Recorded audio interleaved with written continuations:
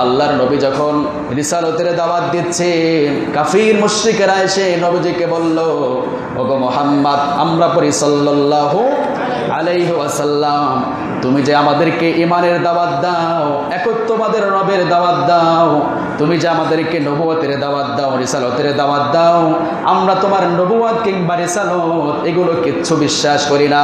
তবে বিশ্বাস করব একটা শর্ত সাপেক্ষে। কয়টা শর্ত? একটা শর্ত সাপেক্ষে।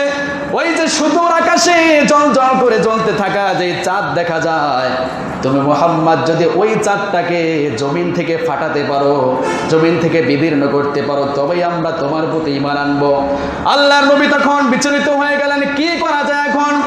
আল্লাহ রাব্বুল আলামিন তাকে বললেন, নবী আপনি বিচলিত হবেন না, আপনি মাথা উঠান, আপনি মাথা উঠায়া শাহাদাত আঙ্গুলের মাধ্যমে ওই চাঁদের দিকে ইশারা করেন, চাঁদ দ্বিখণ্ডিত করে দেওয়ার দায়িত্ব আমি আল্লাহ।